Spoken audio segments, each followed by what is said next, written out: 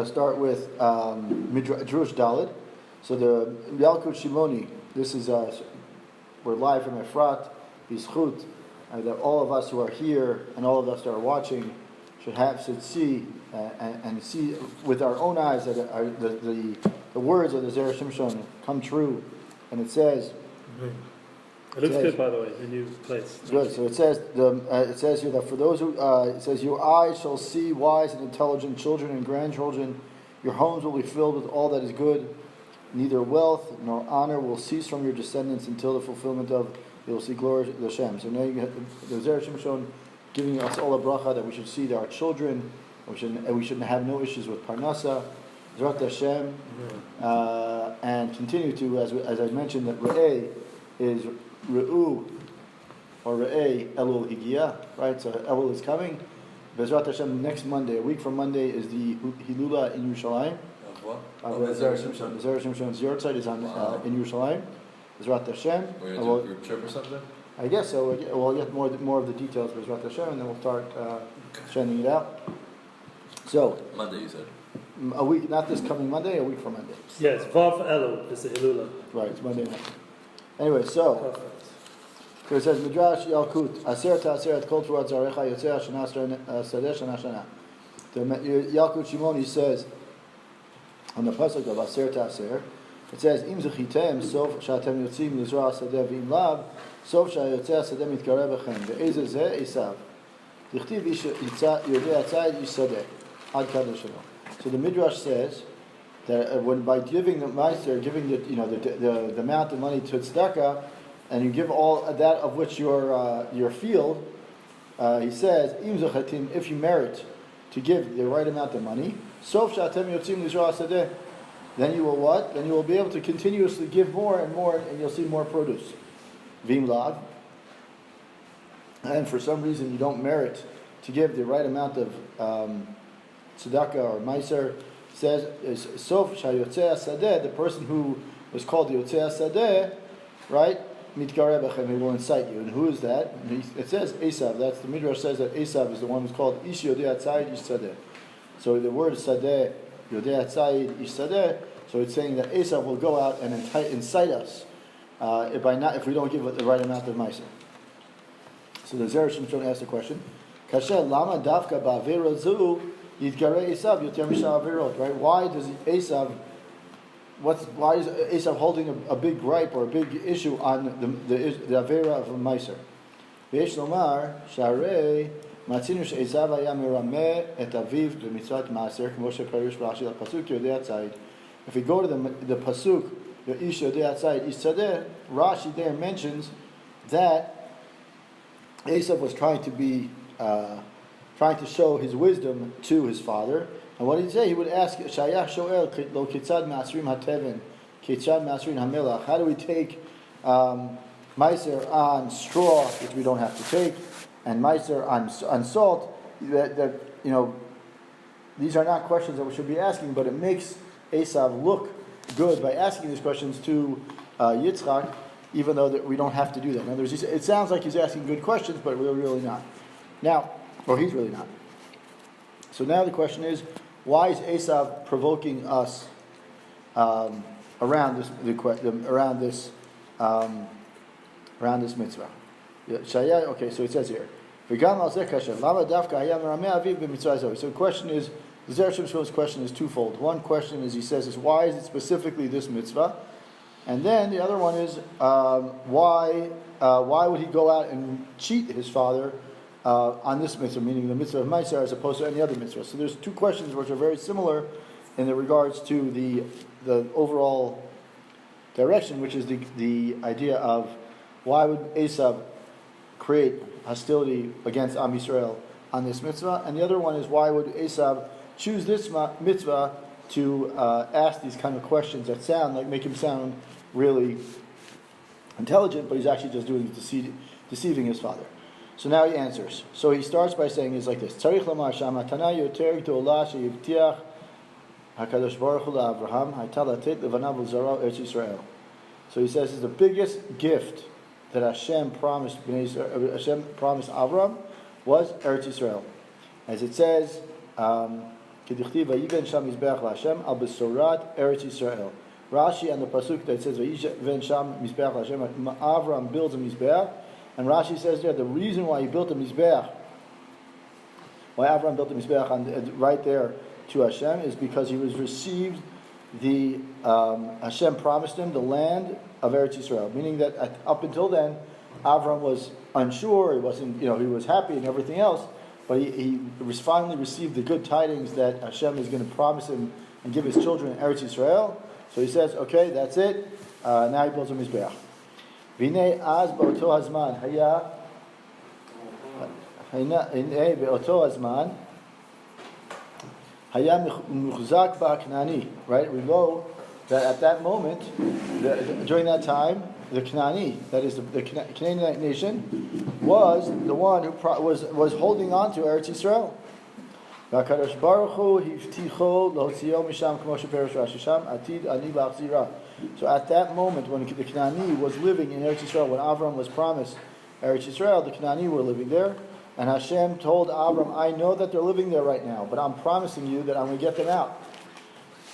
Moshe Perush Rashi, that's Rashi mentions. And what is Rashi? What is it? Ulichora near Rashi Israel.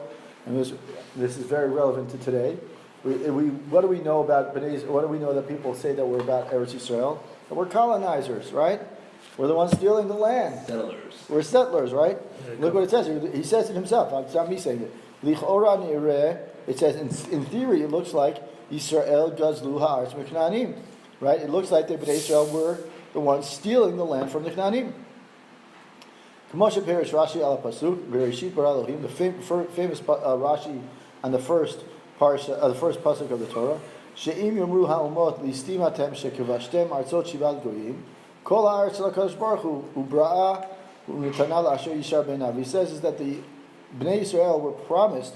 We're not taking the land away from the Jews, from the non-Jews. Hashem promised it to us, and so therefore, if He promised it to us, we're not robbing it away from anyone. The opposite. It's Hashem's land, and He can choose to do what He wants, and therefore He gives it to whoever He wants, and He chose to give it to Bnei Israel. If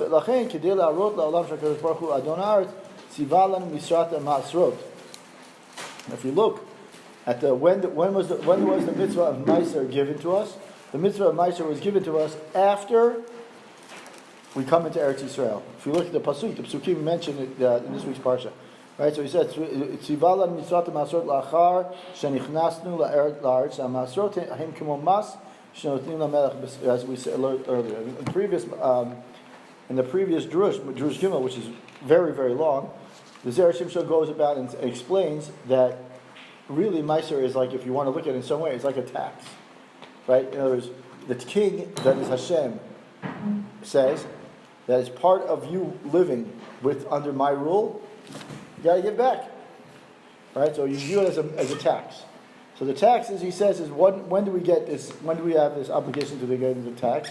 We have that obligation when Hashem, when we move into Eretz Yisrael. That's when Hashem says, okay, we have to take into account that we have to pay the king, right? By giving what is the whole point of giving Meiser? By giving Meiser, or giving our tzedakah, we acknowledge that Hashem owns the land. We don't own the land, right? And therefore, it shows that our right to take the land gives by us giving back to the land. We say Hashem, you own the land. We acknowledge that by giving a Meiser, and we also acknowledge that by doing that, we're also saying is that the people who live there, meaning the ones who are meant to live there, are us. And by saying, so it's not that the Kananim, we didn't kick the Kananim out. Hashem promised it to Abraham, and it took some time, and then the Kananim moved out. But when we earned the right, once you brought us in, it's our responsibility now to pay it. To pay the tax, or pay to thank you. Now it says, Nimtza shemisha rotzeh lizakot b'matnat haaretz tzarich sheyodeh sha'aretz hi shel HaKadosh Baruch Hu v'tzarich nami sheyitchayev atzmo lotzi ha'maser. It seems from this, based on this, we could say that whoever wants to enjoy the gifts of Eretz Yisrael, we have to acknowledge that the land belongs to HaKadosh Baruch Hu, and we also have to willing to accept the fact that we are responsible for giving Meiser by doing that. And then he says, "Ve'esav shahaya." Now we go back to Esav. Esav shahaya rotzeh lizakot b'matnat haaretz. Esav, what did Esav want to do? He wanted to get the blessings of the land. right? And he wanted Yitzchak to give Esav, meaning Esav wanted Yitzchak to give him, meaning Esav, the land, and so he wanted to start asking, and therefore, that's why Esav knew that the only way to get the land of Eretz Yisrael is to give Meiser, because that is the sign that's showing that I acknowledge that the land belongs to Eretz Yisrael, belongs to Hashem. By giving it to Hashem, I have to take. By acknowledging it, I also have to accept the responsibility of giving the Meiser. So he says that's why Esav specifically, which answered one of our questions from the beginning, is that one of the questions was what's Esav deal with this mitzvah versus any other mitzvah? And by he realized that Meiser is the mitzvah that shows your connection to Eretz Yisrael. And so therefore, Esav was the one who kept on asking, how do we give Meiser on salt? How do we give Meiser on straw? Excuse me. So he says, in the end, Yitzchak, we know that Yitzchak gave Eretz Yisrael to Yaakov Avinu, and not to Esav. And though he does not say it explicitly, the Zera Shimshon mentions here that we can infer that it was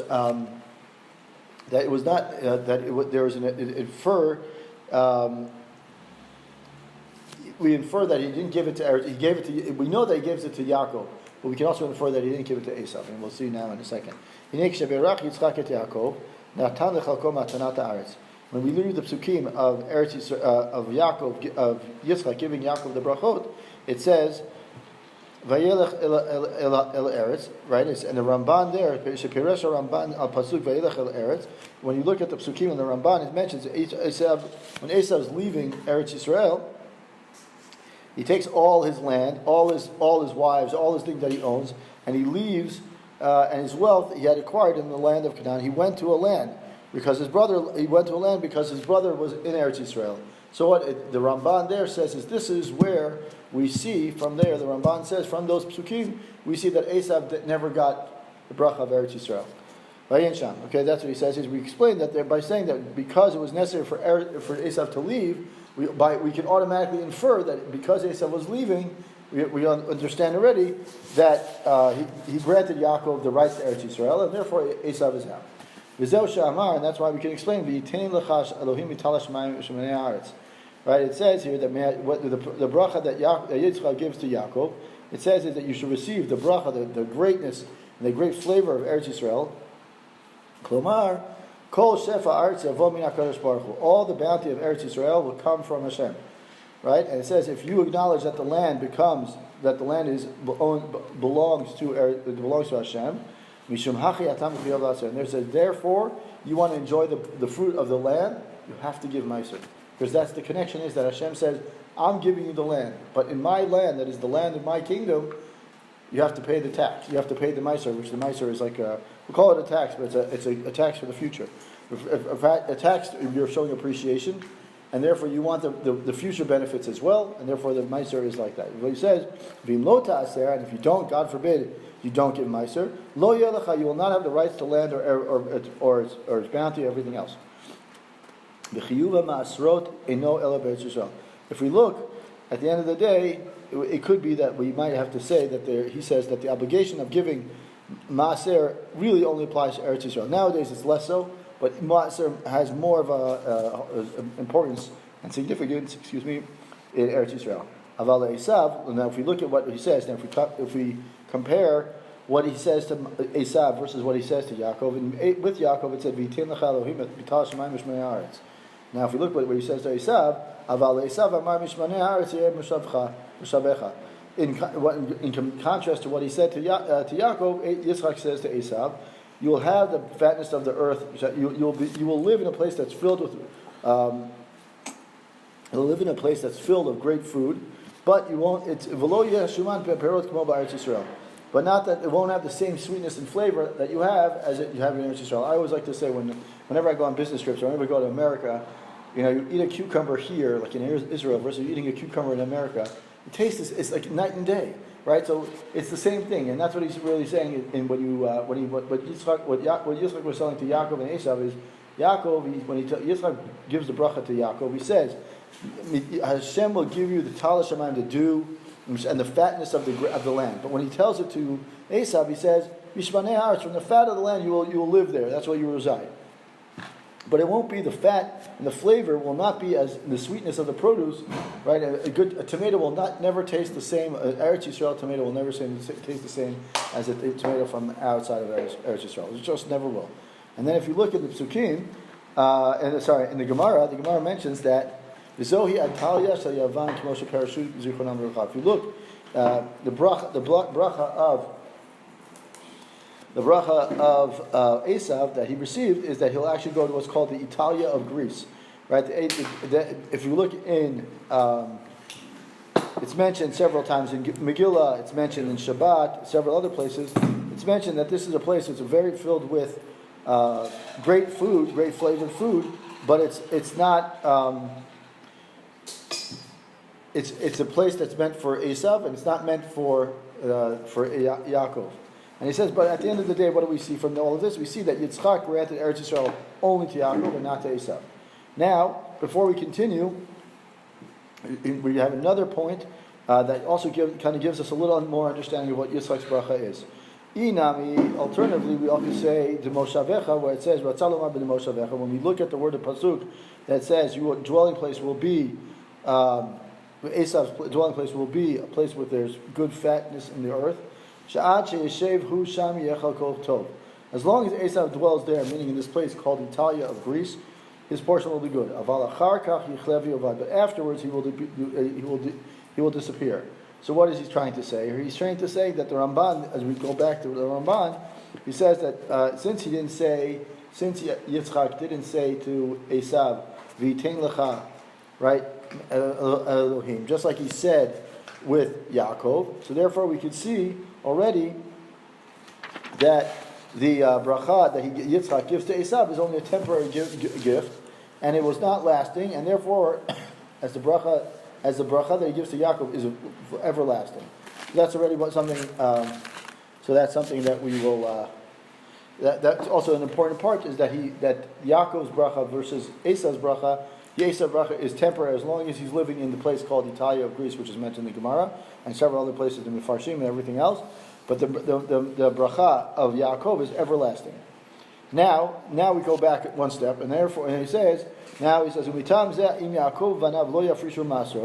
Yaakov and his children do not separate Meiser, which we already said, he says by doing that we acknowledge that the land does belong. We will not be acknowledging or recognizing that the land belongs to HaKadosh Baruch Hu, and therefore the gift of Eretz Yisrael will be taken out. And what happens when we take out the bracha of Eretz Yisrael from the Jews? Then what will happen? The non-Jews will start saying what? We're Gazlanim. We're stealing. Right? So if you think about what's happening today, people are calling us, I'll say colonizers, people who we don't deserve the land, whatever it is. Maybe that's a hint for us to wake up and say, maybe it's time for us to give a little bit more. Right? In other words, to give ourselves. And by the way, Meiser doesn't only have to be money. Meiser could be your time. It could also be doing good things. It doesn't have to be money. That's clear. But it has to be that you're recognizing and acknowledging. Even by just stating the fact that you say, I am fortunate enough to live in Eretz Yisrael. I'm fortunate enough to have this great shefa that's coming out of Eretz Yisrael. That's enough already just to recognize that, acknowledging it. And obviously, if you can give money and you can give your time and you can give, I think what Moshe Feinstein said. Yeah. The mice you're learning, 10% of your learning. Right, to teach. So every Avrech should give 10%. Right, it's also about learning. It's also about, I think, Sefer Chinuch says, in this week's Parsha, he says that it's not only about giving money, it's also about doing good things for other people. Because some people can. That's the point, is that you're giving of yourself and you're giving of your talents to other people, and that's what you can. That's whatever you can. Was this bracha, was it given when Yaakov thought, when Yaakov thought he was blessing Esau for the testify? Right. So if there wasn't that switch, he would have blessed Esau, the Correct. land of Israel. Correct. So that's one of that's something he just mentioned here. I think he mentioned it with the brachot. There he mentions like the whole idea of switching. But there's a whole ifs in the Torah. The whole Torah is if Adam and Eve wouldn't have this, if Moshe would have this, if. We don't ask those questions. The question is why? No, I mean why would he bless Esau with this? Exactly. Anyway, so he says now we understand that now we understand the connection between giving Meiser and Eretz Yisrael, and why it's important for Bnei Israel to be giving Maaser all the time. Now we have to ask a question as to why Vatam She'esav Ibedet Brachot. So he says here. So we can go back one step, and he says, Im Yaakov Banav Lo Yafrishu Maasrot, Im Ken Einam Modim She'arati Shal Kadosh Baruch Hu Matnata Aretz Chozeret Vehem Mikrim Gazanim. Now he says they'll be considered thieves since they're not recognizing Hashem as being the owner, if you will, the owner of Eretz Yisrael. And now he says we have to understand why didn't Esav receive the bracha? Kind of answering the question, why didn't Esav get it?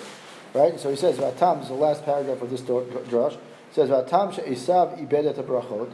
Why did Esav lose the bracha? Hainu bishum dichtiv ish emunot rav brachot. It says, a man of integrity will get more bracha. V'kshalach Esav hasadeh, ketiv latzud tzayid lahavi. If you look in the psukim, it says that when Yitzchak commands Esav to give the bracha, bring the food. When Yitzchak says to Esav, please go get the food, the pasuk says, "Latzud tzayid lahavi." It says, go out to run. He went out. Esav goes to the field to hunt the game and to bring. Meaning he'll go out and hunt the animals and to bring. Rashi there. It says that Shalach b'machshavash im lo yimtza min ha'efker yavim min ha'gezer. So he says that Rashi quotes the midrash that says is that Esav said, "My job is to bring the food. How it gets there, my father doesn't care. If I have to hunt it, if I have to steal it, it's not his problem, right?" But the Zera Shimshon is saying is that's why he lost the bracha, because his integrity was not. He wasn't thinking from a honest perspective. He was just like, I want to get there, get in, get out, and do it quickly. He wasn't thinking of the implications of what it does when I give food or I try to get a bracha through stealing. I haven't done anything. I'm doing the opposite of what I'm supposed to be doing. That's what he's saying here. He says here, if he doesn't find wild food, he'll take stolen food. And he says it's thievery, right? When everyone tries to do something and tricking someone else, you're never going to see bracha from that. And that's why he says you forfeited the blessings at that moment. The bracha were forfeited at that point. Okay, so it's also, and then he says, so just now we go take a deeper insight into the midrash itself. He says when Bnei Israel don't give meiser, people call Bnei Israel gazlanim. Okay, God forbid, they're called thieves, right? Because they also forfeit the right to Eretz Yisrael because they're not acknowledging the fact that Hashem is the one in control. Right? Our job is to recognize. If our job is to be servants of Hashem, and I recognize it to be, in this world to recognize and acknowledge and be, what's the word? If our goal is to be representatives of Hashem in this world, then by so it's just so the goal is, if that's our goal, then the only thing that we can do to acknowledge that Hashem is and we value Hashem is by giving meiser, and therefore it says Esav na'ikra ish sadeh, and therefore yitgared b'hem. That's why the midrash says that when Esav, the midrash says that Esav, the person who is known to go out into the field, he will be the one who kind of has it will incite us against us because he knows the value of meiser. So since Esav is the one who knows the value of meiser, by undoing that, by us not giving the meiser that we're supposed to, then we're basically allowing Esav to come in. And so also, when Yitzchak gives the bracha to Esav, it says, "By you should live by the sword." I mean, Yitzchak gives the bracha to Esav. It says, "But you should live by the achor becha tichyeh," right? V'tachicha toved. He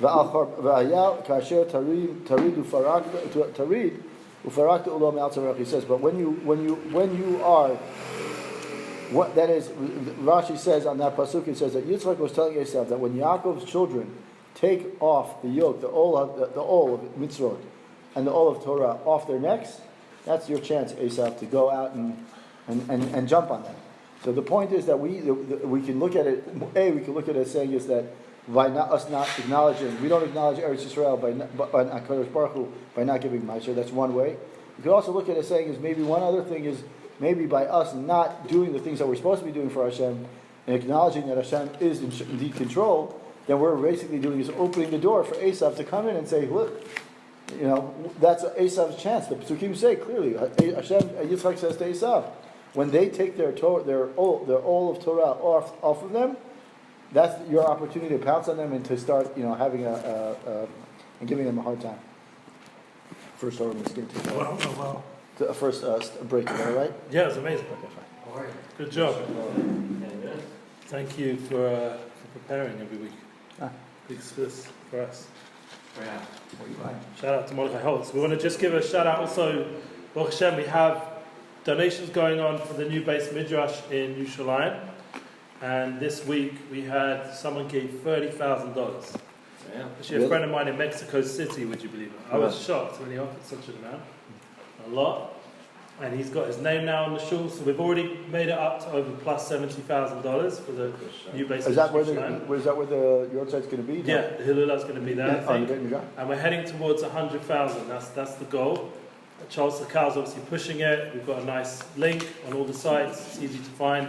Go to the zerashimshon.com or message or DM. That's what people did, and then they're donating. It's very easy, and it can be $10, $100. There's all different amounts. But Baruch Hashem, it's a cause that people understand the importance. People have seen Yeshuot, not just in Eretz Yisrael, but throughout the world. We're getting donations from every part of the world. People from London, people from Mexico, people from the US, the whole world, Canada, wherever people are, and anyone who learns Zera Shimshon. So Tizkana Mitzvahs, keep supporting zerashimshon.com. And Baruch Hashem, Mordecai is not doing this for Panasa, he's doing this Mamish L'Shem Shemayim, I hope. This is my Meiser, this is my Meiser. And also the people who donate for the student, for the children, for everything that we get here, the shul, the family meeting, shout out, and for everyone who's sponsored, they should be blessed. Sasha, who we hope will return, sponsored this year, and also some anonymous person should be blessed as well. Okay, let's keep going. Should be blessed anonymously. Should be blessed in all ways. All right. Anonymous. Pardon my chewing. All right. For those who have the time, I recommend really strongly learning Jerush Gimel. It's very, very long. I'm not going to go into it, but it's very long. But it goes into why does Hashem specifically? That's one of the reasons why. We're going to talk about another one here, but one of the many questions about tzedakah, he goes into it in deep, very deep, not in terms of deep Kabbalah, but just goes on for a while. And I like to try to understand what was the Zera Shimshon thinking when he wrote this Torah at this specific time. If you look at, around the time of Achrei Mot, he has like a whole section on tshuva.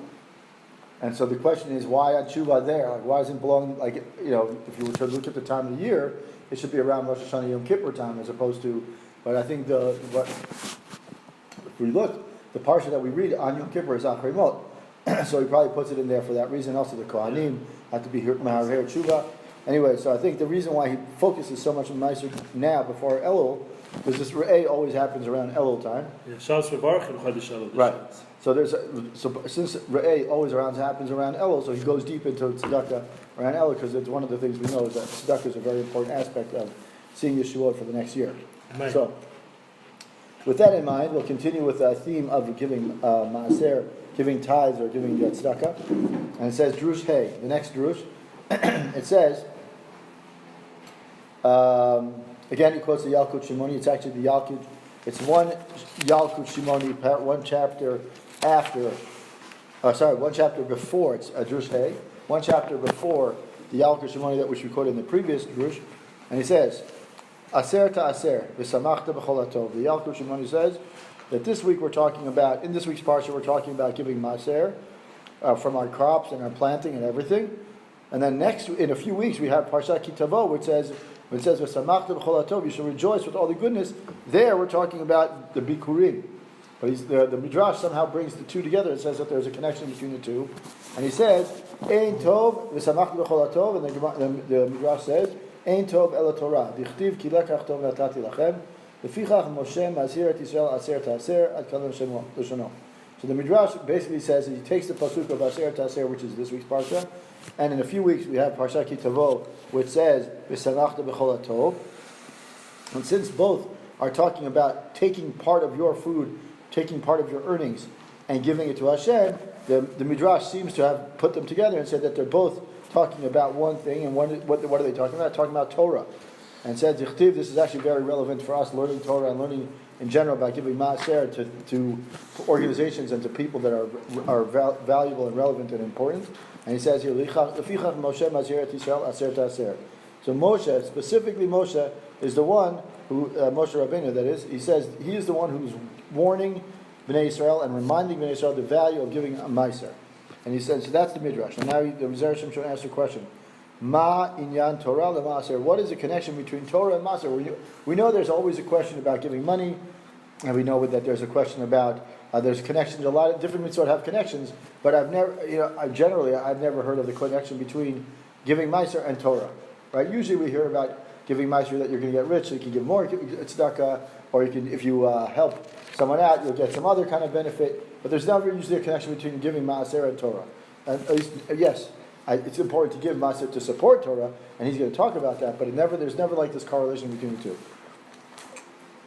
It says, and the reason why I introduced the drush by saying that we should learn Od Gimel is because he mentions here, he says, besides what we learned around in Od Gimel, which is a very long Torah, he says, Od Yesh Lomar, and we look in the Hakdama of the Rambam, in the introduction to the Mishnayot, he says, Tiyesh chiluk ben masha HaKadosh Baruch Hu mavtiach, על ידי עצמו, ומה שהבטיח על ידי שליח או נביא, שמה שהקדוש ברוך הוא מבטיח בעצמו יכול לחזור בו, שהקדוש ברוך הוא עושה מה שטוב לו, מה שאין כן, אם הוא על ידי שליח לא יוכל לחזור בו, שאם יחזור מההבטחה יאמרו שהשליח או הנביא שקר הוא. So he says, the Rambam, we're not making this up, the Rambam says that there's a difference between when Hashem makes a promise and when Hashem makes a promise through a Navi. When Hashem makes a promise himself, he can always say, this is not the right time, I'll wait a little bit longer to see that you have to be deserving. But when he makes a promise through someone else, like let's say, I don't want to call it an emissary, but we'll call it a Navi, when he makes a promise through a Navi, or a Navi says, this is what Hashem said, like Moshe Rabbeinu, then Hashem has to keep it. Because if he otherwise, Bnei Yisrael are going to say what? They're going to say, he was a Navi Sheker. That's the next week's in Shoftim. Shoftim talks about Navi Sheker. Anyway, so he says, V'dverei Hayamim. Now, if we look at that's the Rambam, and now he says, if we look at the Divrei Hayamim, it says, Vayomer la'am li'yoshvei Yisrael latet manat kohanim lavim aman yechazku b'torat Hashem. We look at the Divrei Hayamim. Chizkiyahu says to instruct the people who live in Yerushalayim, and he instructs the people there, and he says, latet, you have to give a portion of your maaser to the kohanim and lavim. Why? L'man yechazku b'torat Hashem, so that the kohanim and the Levim will strengthen themselves in Torah. And he says, I'm reading the parakid off the Sanhedrin. If we look at in the last parak, I believe it is, of Sanhedrin, what does it say? Kol ha'machzik b'torat Hashem, yesh lo moneh ve'en notlim matana l'choyin ha'ma'aretz. So he says that when the Gemara in the 11th parak of Sanhedrin says that any Kohen who upholds Hashem's Torah, he's entitled to receive a piece of the truma. And we don't give truma to a kohen who is now ma'aretz. So what is he making the connection here? He's saying is that the pasuk in Divrei Hayamim Chizkiyahu is telling his Bnei Israel to give money to the kohanim and the levim in order for them to be able to learn. Because once they're learned kohanim and levim, then they're merit to get the truma. Otherwise, they don't merit. Also, we also know that anyone who learns the Torah and gives money to Torah and gives money to Torah scholars, right, and allows them to study Torah, hu mitasher, he himself, that is a person who donates money, becomes wealthy. V'yesh lo harbei tova, he has abundant, a lot of good. You look in the Gemara in Sanhedrin, and it says that's exactly what it says. It says that a person who supports Torah, and a person who supports Talmidei Chachamim, we enable him to learn Torah. Therefore, he will become wealthy as well. Why? Because we're creating the endless loop, what I call the infinity loop. The infinity loop is that I'm encouraging more people. I'm supporting Torah. Torah is therefore therefore that person can then learn more, and therefore that person can teach more, and therefore the person who's teaching, now you get more merit, more zchut. So my money, my dollar that I've just given to Torah, now not only has let someone learn, but now that learning can now also teach. And therefore it's the infinity loop. So v'amaser nitam l'Yisrael kadei shekulam yizkulu Torah. The mitzvah of Maaser, what's the reason why we have the mitzvah of giving tzedakah? Is in order for us to merit a share. We're shareholders, right? By us giving money to Torah, we become shareholders in the Torah. So in order for us to become in the best stock, right, the best stock ever created, in order for us to do that, we have to give Maaser. That's the way we buy our shares. HaKohanim v'Levim yocholim lilmod Torah, right? Like I said, the Kohanim and the Levim are able to learn Torah.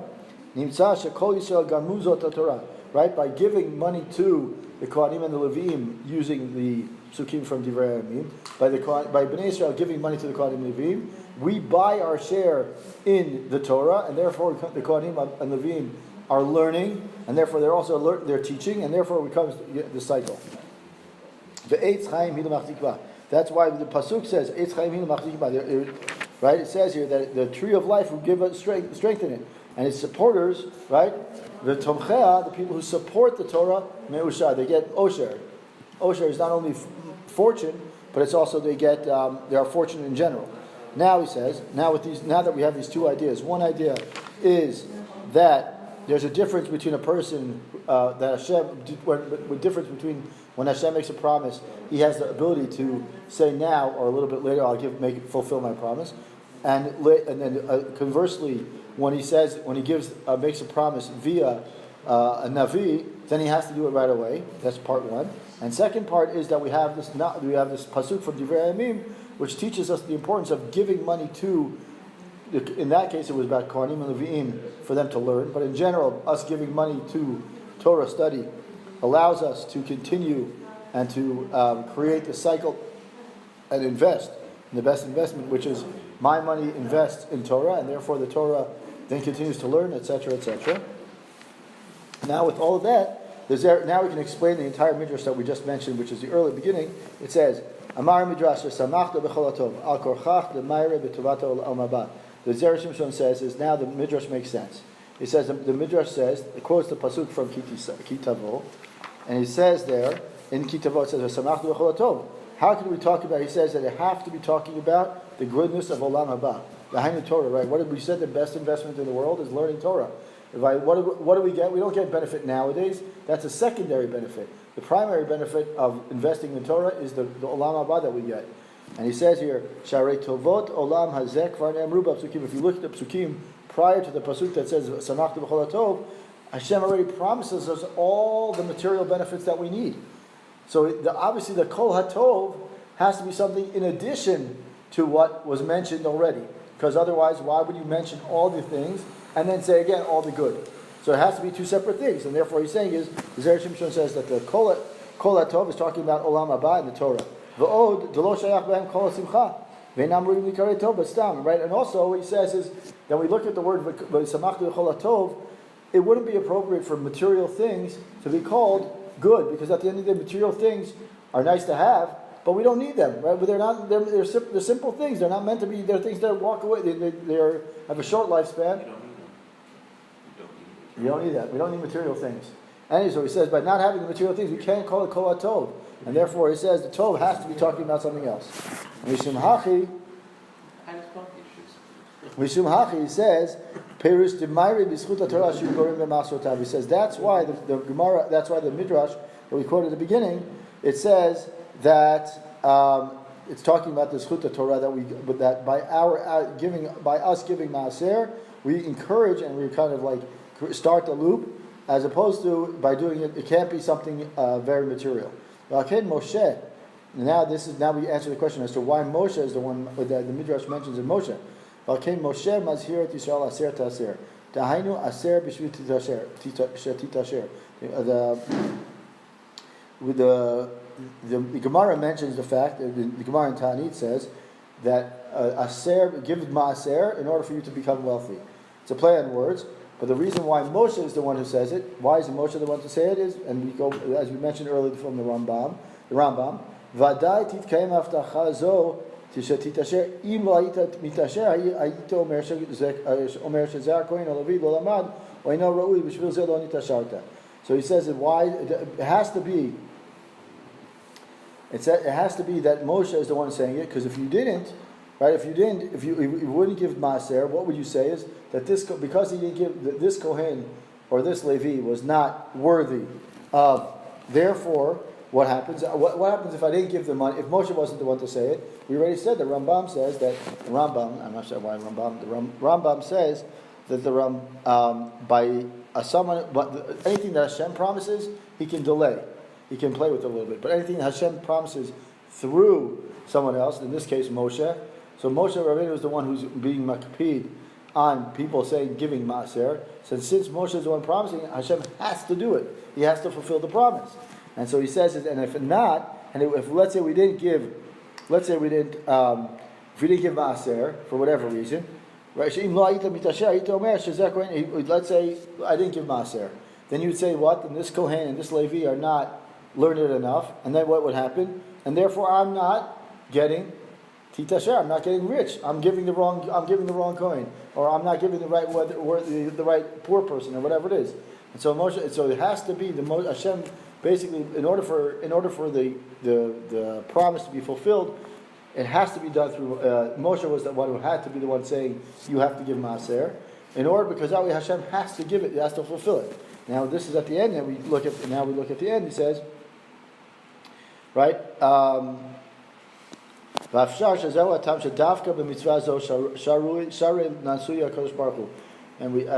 I've seen it myself in many ways. And we know that if you want to test Hashem, the only time you can test Hashem is with the mitzvah of tzedakah. You can say that I want to give a lot of money, and Hashem will somehow miraculously it works. I can say that I've tested many times by saying is that I hope to get what I need to get, and I'll give tzedakah because of it, or merit of it, and it's worked. And it says if the Navi says, test me on this one. In talking about so if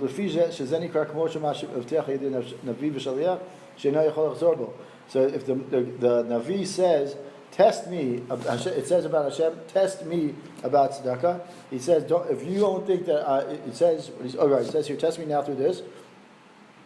If I don't open up the great floodgates of heavens and pour out you bracha, meaning that Hashem permitted us to say this with Maaser, and only with Maaser, because Maaser is one of those mitzvot that Moshe Rabbeinu is the one who said it. Meaning he said Moshe Rabbeinu said Asher Taser.